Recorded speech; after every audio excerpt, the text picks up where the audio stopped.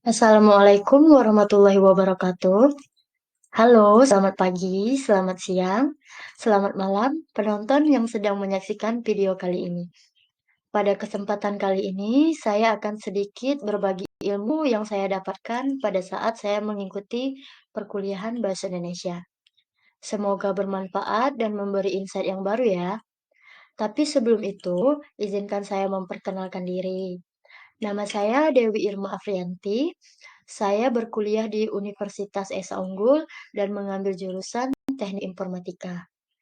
Materi yang akan saya sampaikan seperti terlihat pada slide presentasi saya akan sedikit sharing mengenai keterampilan menyimak dan mendengarkan secara aktif dalam komunikasi interpersonal.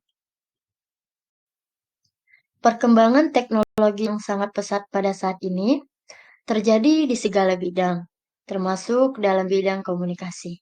Perkembangan teknologi komunikasi tersebut sangat membantu manusia dalam mengembangkan hubungan dengan orang lain melalui komunikasi. Dalam konteks hubungan interpersonal, ketika kegiatan komunikasi dilakukan, bukan hanya terjadi penyampaian dan pertukaran pesan, tetapi juga menentukan kadar dan hubungan antara personal. Jadi, ketika berkomunikasi, hal yang utama tidak hanya pada isi komunikasi, melainkan juga pada penentuan hubungan yang diciptakan. Berdasarkan latar belakang yang sudah saya jelaskan, maka dapat diambil rumusan masalah sebagai berikut. Yang pertama, menjelaskan tentang hakikat menyimak. Yang kedua, apa saja yang penting diperhatikan dalam meningkatkan keterampilan mendengarkan secara aktif dalam komunikasi interpersonal. Dan yang ketiga, apa hambatan dan bagaimana cara mengatasi hambatan yang terjadi berkaitan dengan mendengarkan secara aktif tersebut. Pembahasan mengenai hakikat menyimak. Menyimak adalah proses mendengarkan dengan penuh pemahaman, apresiasi, dan evaluasi. Dalam proses menyimak, diawali dengan kegiatan mendengarkan bahan simakan oleh penyimak. Selanjutnya, bahan simakan dipahami berdasarkan tingkat pemahaman. Kemudian, dalam proses pemahaman tersebut, terjadi proses evaluasi menghubungkan antara topik yang disimak dengan pengalaman dan atau pengetahuan yang dimiliki. Setelah proses tersebut selesai, barulah memberi respon terhadap isi bahan yang disimaknya. Secara umum, tujuan menyimak adalah memperoleh pengalaman dan pengetahuan. Sedangkan secara khususnya, tujuan menyimak adalah yang pertama untuk memperoleh informasi, yang kedua untuk menganalisis fakta, yang ketiga untuk mendapatkan inspirasi, yang keempat untuk mendapatkan hiburan, yang kelima untuk memperbaiki kemampuan berbicara, dan yang keenam untuk membentuk kepribadian. Dalam pembahasan komunikasi interpersonal, sebagai makhluk sosial, manusia senantiasa berhubungan dengan makhluk lainnya. Hubungan itu diwujudkan dalam bentuk-bentuk komunikasi, baik yang bersifat langsung maupun tidak langsung. Komunikasi tersebut terjadi tidak dalam ruang hampa sosial, melainkan dalam suatu konteks atau situasi tertentu. Dalam arti luas, konteks itu berarti semua faktor yang berkaitan dalam komunikasi tersebut.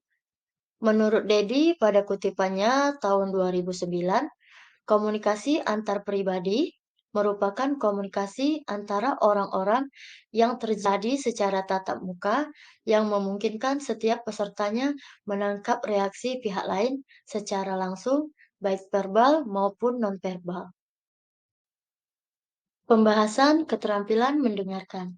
Keterampilan mendengarkan bukan merupakan aktivitas pasif, melainkan aktif. Menjadi pendengar yang aktif bukanlah suatu yang mudah untuk dicapai.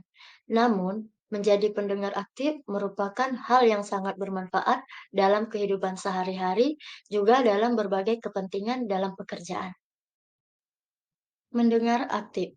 Mendengar aktif artinya memberikan perhatian penuh dan fokus pada pembicara, serta memahami informasi yang dibagikan oleh pembicara tersebut. Hal ini juga melibatkan memperhatikan berbagai tanda dan respon, verbal dan nonverbal, serta menunjukkan kepada pembicara bahwa pendengar mengikuti diskusi sepenuhnya. Mendengar pasif. Mendengar pasif adalah saat pendengar berpartisipasi dalam diam dan tidak menunjukkan respon kepada pembicara. Ini adalah bentuk komunikasi satu arah, sehingga tidak ada timbal balik antara pendengar dan pembicara.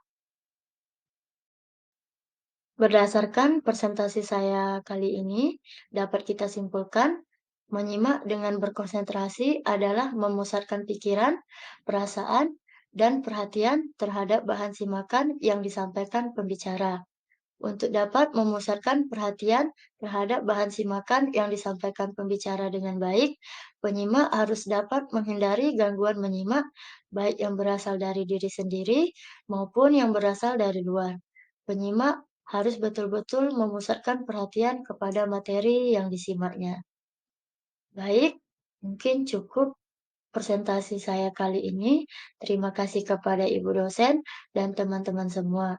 Saya Dewi Irma Aprianti, pamit dan sampai jumpa di pertemuan selanjutnya. Bye-bye. Assalamualaikum warahmatullahi wabarakatuh.